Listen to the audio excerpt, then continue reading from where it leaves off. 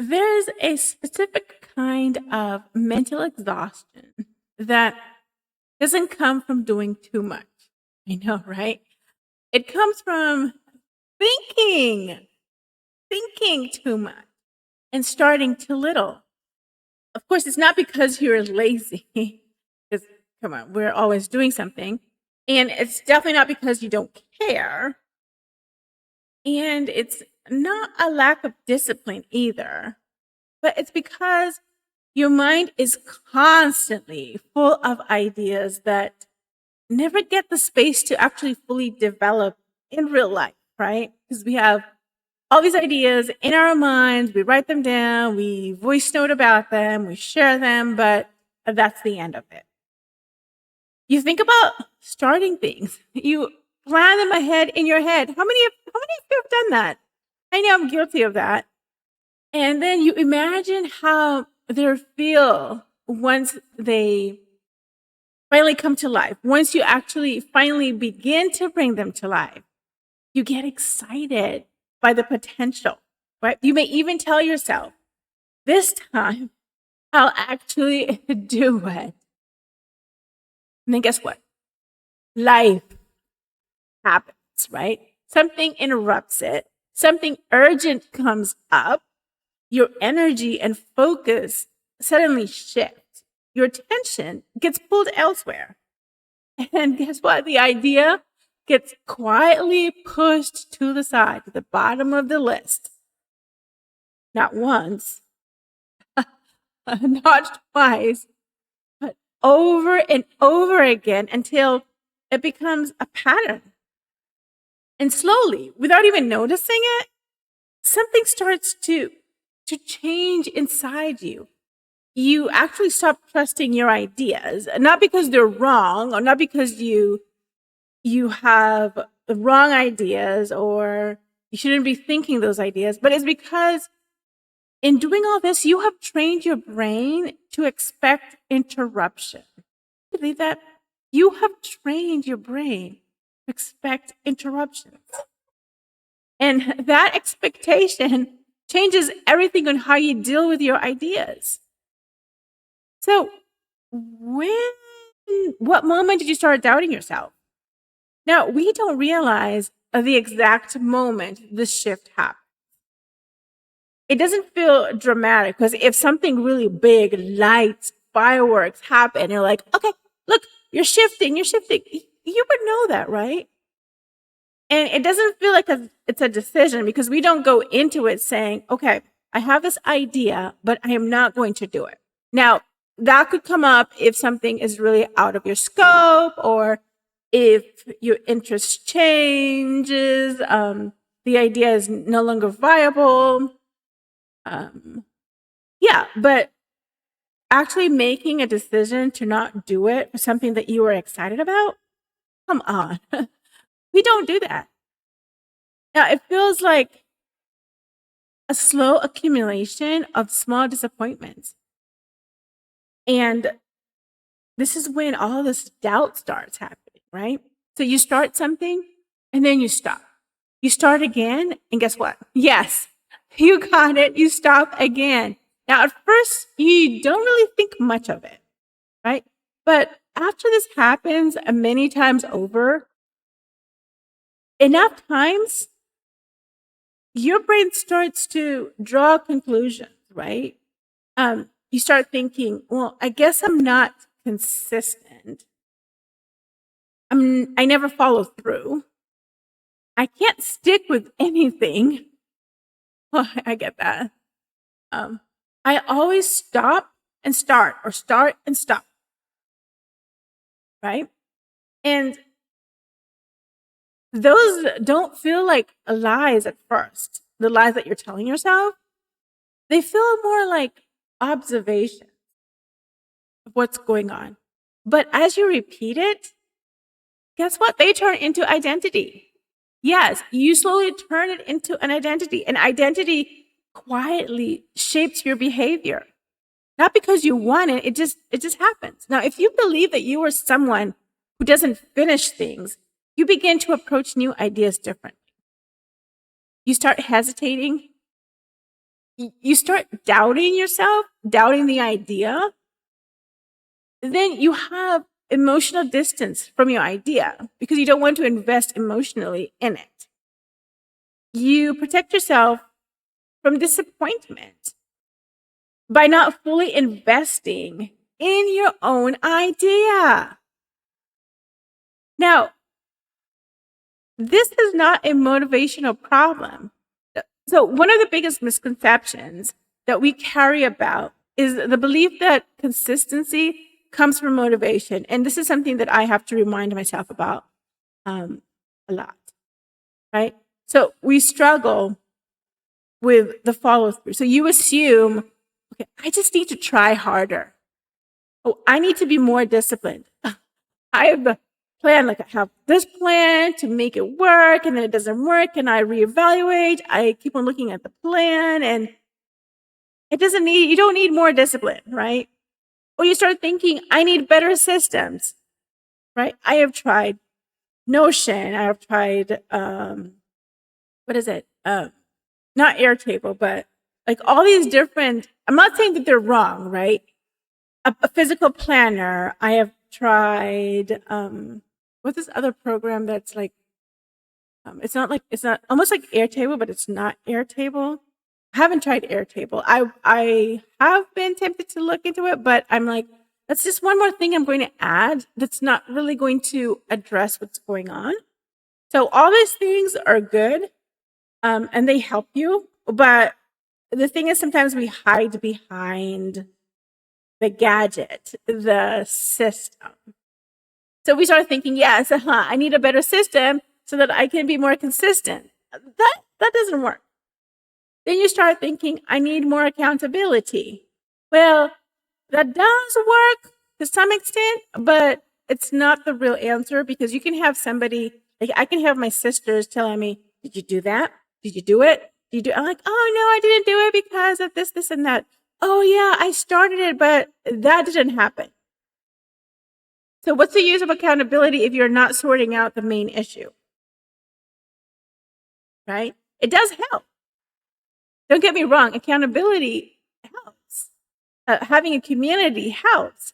But all those areas, all those types of accountability, family, community, friends, they have their own place in helping you. But they're not going to help you be consistent if you do not make a point of being consistent yourself. Right? So all of these excuses or these the thoughts that run through your head, they all miss something deeper. Of course, it's not the lack of motivation because otherwise you wouldn't be thinking up more ideas, right? It's your lack of continuity, right? So motivation helps you start. Continuity helps you continue. Yeah, and you starting and stopping all of your ideas, things that you do so frequently that momentum never has a chance to build. Okay, think about it like this. Every time you start something or you restart, every time you restart something from zero, you actually erase all the progress that you had beforehand, right? The progress that your system was beginning to build, the progress that your idea and the actions that you were taking with your idea started to unfold. You erase those. Then you reset the emotional cost of investing in that idea. You reset the learning curve because now instead of continuing from C, you're going back to A. So how does that help you? Then you also reset the identity formation because as we're building on our ideas, we are also building up our identity.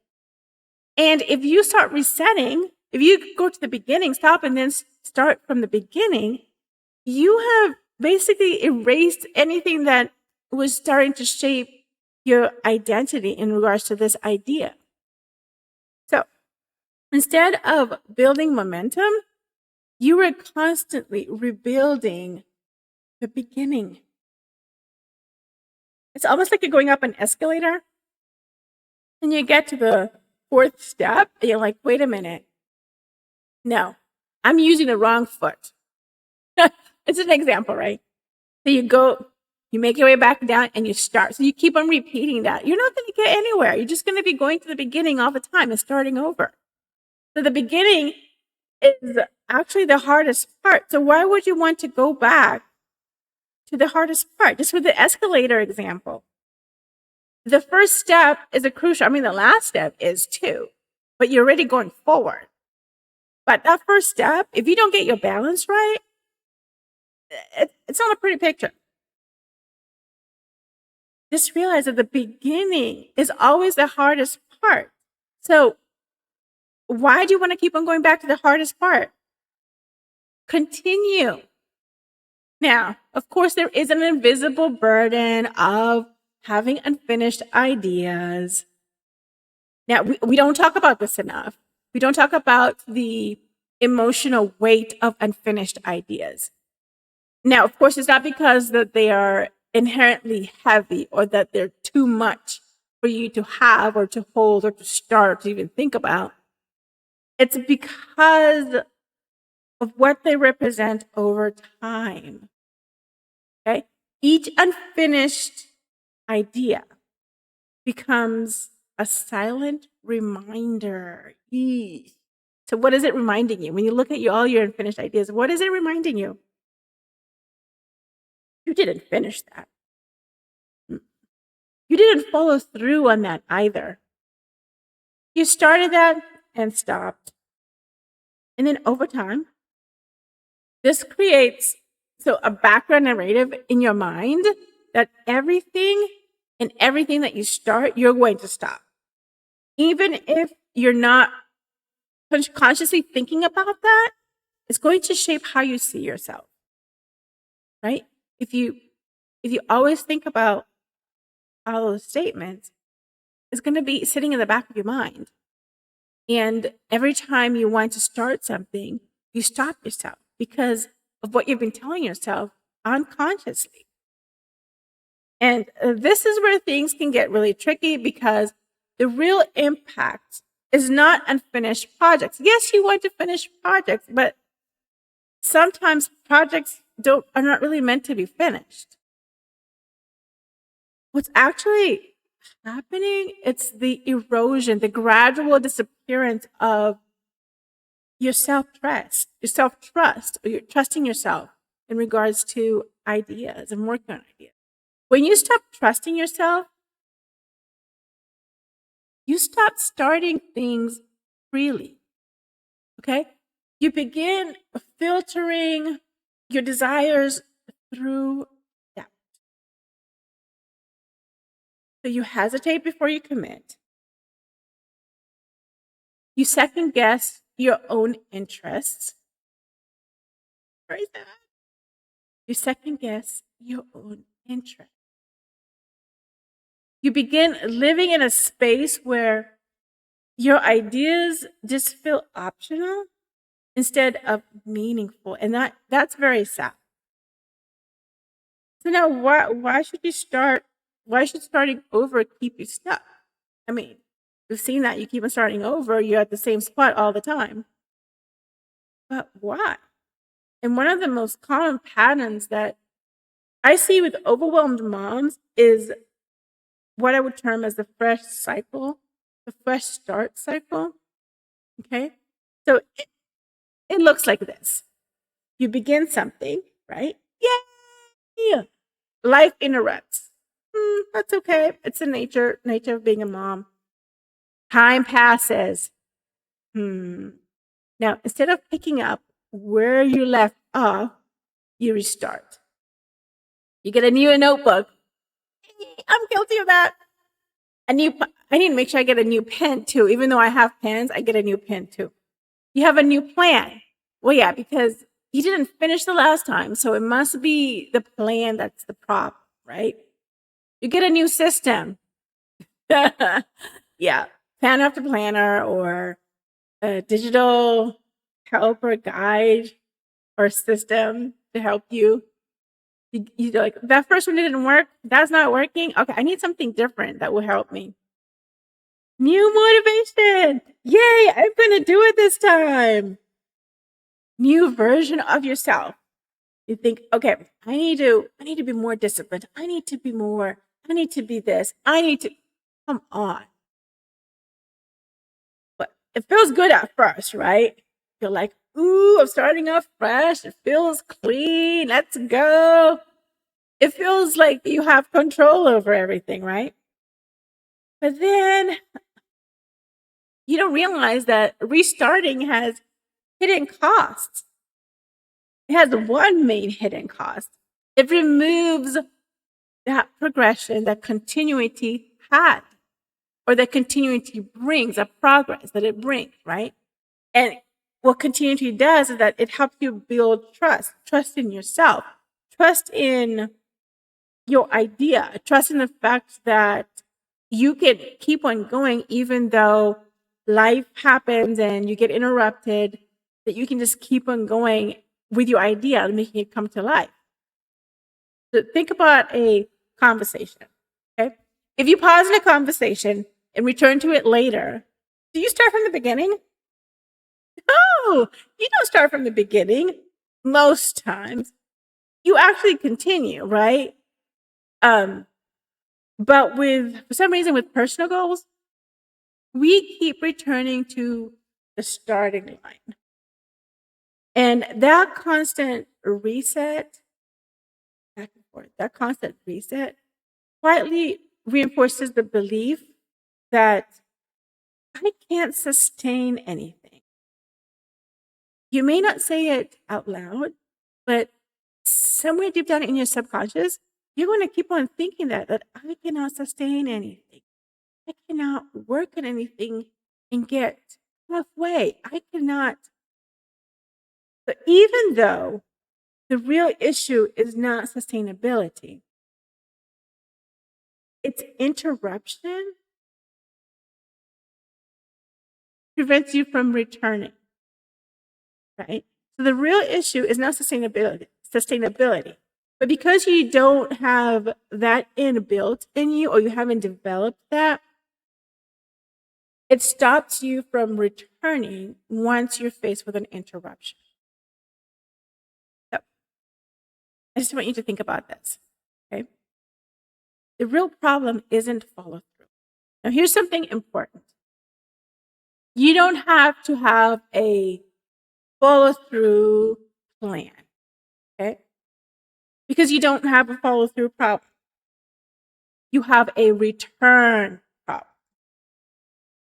So you are following through because you're going back to the same idea, right? But you're going to the front, to the beginning, to the start. So what the problem is, yes, you are returning, but are you returning to where you were? Are you actually starting over? So it's not a real return. That's why the problem is a return. If I had gotten to C when I came back, whether it's a day later, an hour later, months later, years later, I would want to start off from C and continue, or go to D. Now, if time has passed, of course you would want to go back to A and kind of refresh yourself, but you're basically not changing anything, right? You're just going to be looking it over. So like, okay, yeah, I remember. And you keep on going from there, okay? And guess what? You have been doing the returns in many areas of your life. Think about it. You return to your kids. You return to your responsibilities, to your household, to your spouse, to your obligations. You are constantly returning, except not to yourself. And that's a part that we tend to overlook it. Like, again, we're at the bottom of the list. We get crossed off not because it's none, but because something else is taking its place. You were extremely consistent with everything else that requires you, but not always with the things that require you to choose yourself. So you were consistent with everything else that you were involved in, you were needed in, you helped with, but you were not consistent with something that is for you, right? Something that's for you. I'm pointing at myself because I'm speaking to myself too. Something for you, right? So we need to have a shift from finishing to continuing. How do we shift to finishing from finishing to continuing? Because when we put pressure on ourselves to finish something, we never really knew it. But if we shift the focus to continuing, it will be a lot better. So the goal is not about becoming somebody who finishes everything. Yes, it would be cool, finish, but that's not the goal. And that's unrealistic and unnecessary because as busy moms, we don't necessarily have the luxury all the time of finishing. But the goal is to become somebody who continues. Okay? Even after life interrupts you, even after a delay, even after you lose momentum. Now, this is what continuity looks like. Returning to an idea without shame. Yeah, have fun. You don't have to worry about, oh, I only got to this. Oh, I haven't touched this in 2 months. Don't shame yourself. That's not going to help you. Just be excited that you are actually returning and continuing, right? Picking up where you left off instead of starting over. Now, of course, this can be based on certain circumstances. Like, for example, if your idea was, say, for example, I don't know, something that keeps on changing, right? So, of course, you might have to start from the beginning or close to the beginning or overhaul the beginning, the start, if you're in an industry or if your idea is an industry that keeps on changing, keeps on having really quick advances, then I can understand that.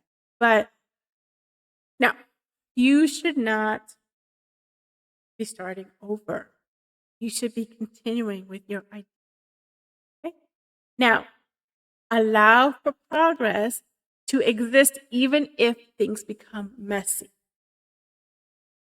Let me tell you, you don't have to be like, oh, I can only progress if I spend 30 minutes. No, you can spend 5 minutes, 1 minute, even if it's just writing down what your next step's going to be. That is progress. And that's continuing. But don't allow a busy life to stop you from progress because you can always progress with the little pockets of time and do something that would advance your idea. Not erasing the effort just because it wasn't perfect. Ooh, I had to learn this. I was building an app. I was learning to build an app. I wanted to build a planner, and I started doing it. So I actually did it, but I got a hiccup at the end. But it's funny, like when I got to certain issues that were beyond my scope and I had to learn how to do it, I felt like just scrapping the whole thing and starting over. But that would have been erasing hours. I say hours of work. Now, your idea you may not have spent hours on your idea, but even erasing the progress that you have made will still hurt and will still affect you negatively, especially if it's because you're erasing it because it's not perfect. Yes, if you're in club perfectionism or you're in trying to get over perfectionism like I am, you of course want things to be perfect. You want things to look a certain way. But that should not be something that stops you from moving forward. Because as we know, Because as we know, perfection doesn't exist. I could be like, oh, when I get to this point, it'll be perfect. But guess what? I get to this point and my eyes are already looking further because I'm like, wait, this is not perfect anymore. This is perfect. You get it? So with perfectionism, if that's what your focus is on, you're never going to progress because you're always going to be editing, fixing, erasing. Okay? So you are not, want to encourage you not to erase the effort that you already put into it. Okay? I want you to continue from where. Yes, you can edit here and there if things don't work, if things affect the next steps. But don't erase it because it doesn't look like what your imagination. Okay? So just realize that the act of continuing, that builds trust in yourself. You trusting yourself more. You trusting the fact that you are able to move past the start, the go point. Like in Monopoly, you always you start at go and you have to make your way around. So if you keep on going a little bit and then going back to go, the starting point, I mean, not to get the money though, that's fun. But starting over and you have to go back around and start over, you're wasting time. You're wasting your effort. And at the end of it, you're not even going to think it's worth it. And Mama, let me just tell you that you are worth it. Your ideas are worth it. You working on your ideas is important. And I mean, it's important to those around you, but it's most important to you. Okay? So let's not focus on perfection. So if you want to begin changing this pattern of starting and stopping, I want you to think about starting here. So start here, right? Make one. Yes, I know we have tons of ideas in our heads and notebooks, but I want you to make one idea visible, okay? Not actionable. Because we're starting slowly, okay? So not actionable, not optimized, not planned. I would take an idea and keep on planning it and all that and just run with it. No. We're going to start small. Get one idea visible. Make one idea visible. Just visible. You could write it down. Okay, so after you write it down, speak it out loud. Because when you also hear what you're reading, it internalizes it internalizes it more. Okay? Then I want you to keep it in front of you. Okay? Because invisible ideas stay hypothetical. And hypothetical ideas feel optional. We don't want your ideas to feel optional. I don't want your idea to feel optional. You get it? No, I don't want you to feel optional, that your ideas are optional. So keep it visible. Okay? Visible ideas start to feel real. And when something starts to feel real, your brain begins to treat that idea differently. Yay! So you have to work on your self-trust. We're building your self-trust. And it's not by having big wins, although big wins are nice, don't get me wrong. But building self-trust, trusting yourself that you can get past start and stay past start. It's about those small actions, those small steps that you've taken. So self-trust is built through small evidence, right? Because you get past A, you're like, yay, I went past A. You keep on doing it, you get to J, you're like, oh my word, I just finished a J. You see that? Every step, all those small steps you're excited. You're like, I can do this. I can do this. And you start building trust in yourself, building trust that you can actually work an idea and keep on going, continue going.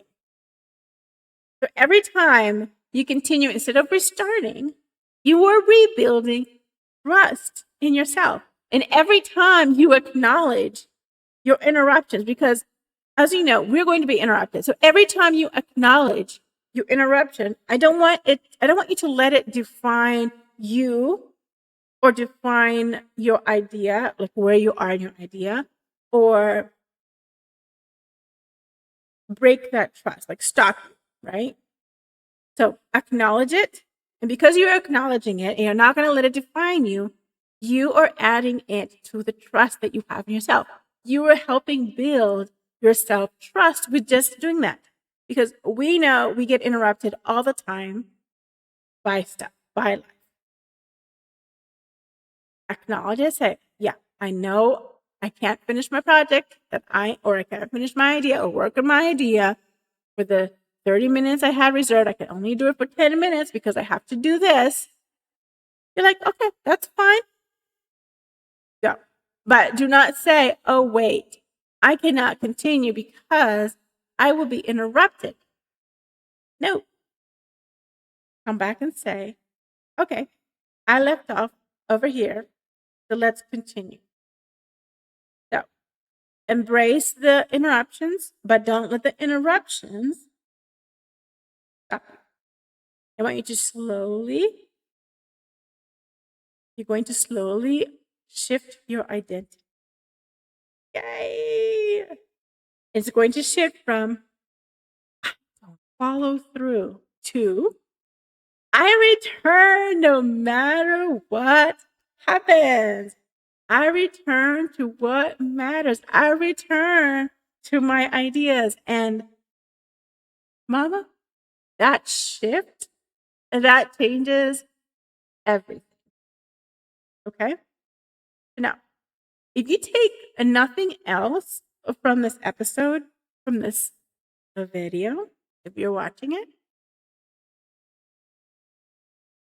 I want you to realize that you are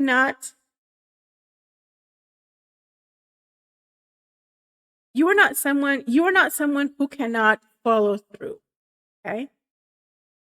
I'm going to say you cannot, but I'm going to say that you are not someone who cannot follow through because we all have the potential to follow through. Okay? You are someone who has been trying to grow in a life that is constantly interrupting your continual flow of developing your ideas, working on your ideas. Okay? And just that mindset, that that acknowledgement, that's gonna change your entire story. That's gonna change your entire outlook. That's going to change how you go on from now on when you start working on your idea. Now, just realize that nothing in you is broken. Okay? Nothing is missing. Nothing is failing. It simply means that you need a different way of relating to your idea. Okay? Not pressure, not force, definitely not guilt. You don't want to be guilted into working on your ideas because it takes the fun out of it. But continuity to build that momentum, continuation. Keep on going. And as you keep on going, you're going to just remember one small, visible step at a time, and you begin to trust yourself. Thank you for joining me, and I'll see you.